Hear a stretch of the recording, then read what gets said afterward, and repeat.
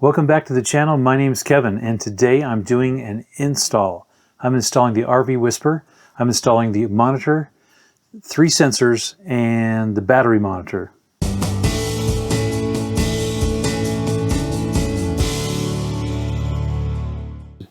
want to give you a couple ideas for using the RVWhisper. Even though its intended purpose is for an RV, how about multiple refrigerators and freezers for food? You might even have a cabin or a remote property you want to keep track of. Let's say propane levels, temperature inside the cabin, door entry. You may even have a garden at your house and you want to keep track of the temperatures in certain growing environments that you have. The sensors would be perfect for something like that. For me, I keep a spare battery monitor, and that's useful when I'm camping out with friends and we're trying to troubleshoot some battery issues that they may have with their RV. So those are my initial thoughts there. Let's get into the installation. I'm going to be installing the RVWhisper today. I'm going to show you how to do it on the phone app, how to get all your sensors set up and your alerting. And then afterwards, I'm going to go in the trailer, I'm going to put stuff in. This is not a sponsored video. I paid for all the hardware myself with my own money. I'm going to walk you through the steps of installing the RVWhisper app on your phone, logging into the RVWhisper monitor, and doing some configuration. We're going to install a couple of sensors and a battery monitor, set the name, and set some notifications. It's an easy setup process and shouldn't take too long. In my case, I'm an Android user, so I go to my Google Play Store. You can get this for iOS and Android both. I found the app and now I'm going to install that. On this first welcome screen, we want to select the setup button, and this will take us in to make the configuration changes we want. First thing we need to do is set up the serial number and the model of the RV monitor that we're using. The highlighted box in the middle that says RVM1, if you click on that, it'll give you multiple selections. In my case, it's the RVM2. The serial number that's written on the side of your unit will be displayed. You type that in here. You're also going to want to get the local Wi-Fi password off the RV monitor box itself and type that in here and click Next. You do want to allow the RVWhisper launcher to access this device's location. Now the RVWhisper launcher is going to log in to your RV monitor device. Once connected, you'll see that there is no name, there's an RV there, and no sensors added. The first thing we're going to do is give our RV a name. Whatever you want to refer to your RV or travel trailer or camper, this is where you type it in here. Next, you want to set your time zone. Now we want to pick the RV image, the picture of the RV that we have. In my case, I'm picking travel trailer. If you have an animal, there's an option to have the picture of the animal in your RV. Use the checkmark box to hide or enable that picture to show up. Next, we want to select the size of the image that's going to fill your screen. A small, medium, or large. I'm selecting medium. This is the size of the image that will show all your sensors.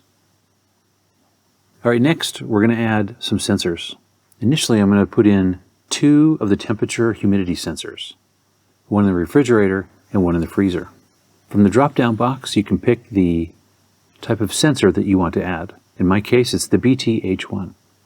The serial number for the sensor that you have is written on the side of the sensor. Type that in here. Select Validate Sensor to add it to your system. We're going to give the sensor a name. In my case, I'm going to pick freezer.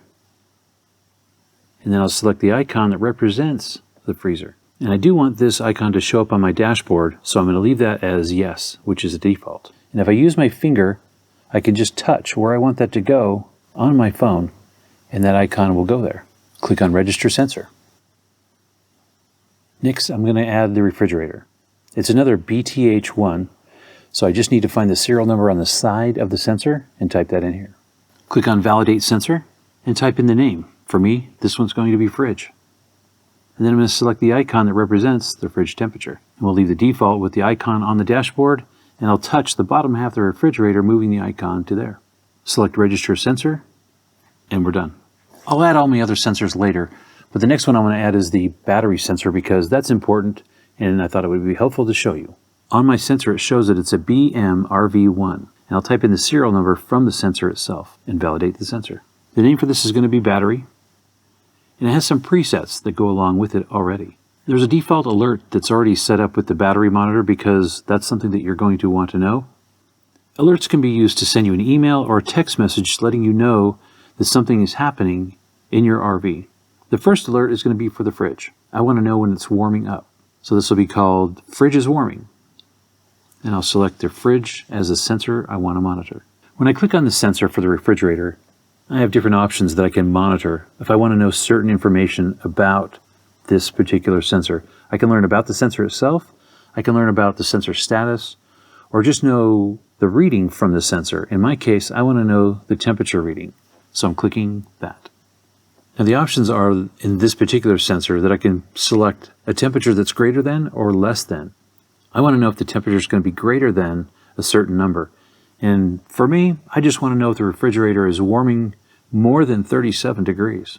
And in my case, I want to know if that stays in that condition for more than 15 minutes. So if my fridge is warming and it gets over 37 degrees and it stays that way for 15 minutes, I may have a problem. Now I want to add an alert or an email to my sensor. You'll put in your email address here. I can also add a cell phone number. If I want to have a text message sent to me, you would enter in your cell phone number here. Now I have two options. I'm going to be alerted via text message and email for this condition when it's met. You can choose the frequency of alert, whether you want to be notified one time or so many minutes. In my case, I want to know every 5 minutes and then add alert to trigger. Let's add another alert. In this case, I want to know if the battery is getting low. So I name the alert and I select the battery as my sensor to watch. So in the case of a battery, you can monitor different things. And you can monitor just the sensor to learn how the sensor is doing itself, or learn, in this case, the battery voltage or the state of charge. In my case, I want to know the state of charge. If the state of charge is going to be less than 60%, I want an alert message. And I want to know if the battery is staying at 60% or less for more than 30 minutes. And since I've entered in my phone number and my email address, I can select which ones that I want to have notified. And this time I'm only selecting my phone number. This particular alert is more important to me, and I want to know every 15 minutes if this condition doesn't change. Add the alert to my trigger, and we're done. The last thing I want to do is go in and edit an existing alert. When I initially set up my battery sensor, it added an alert for me, but it didn't add any notifications.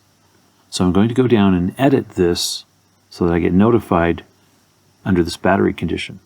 I'm leaving all the settings just the way they are, but only adding my phone number and my email so I get notified if the battery drops below 13 volts. That's a trigger to me that there's a problem and your batteries are not being charged. Save the alert trigger, and we're done. Okay, my initial setup is complete. I've got all my sensors that I want in my RV. I have a name for my RV, and I've got all my alerts. So the first thing is I'm going to plug in the RV monitor. That thing's small, it fits in the palm of your hand. I only need a USB port to plug it in. I'm not going to go all crazy and figure out a really hidden place just yet.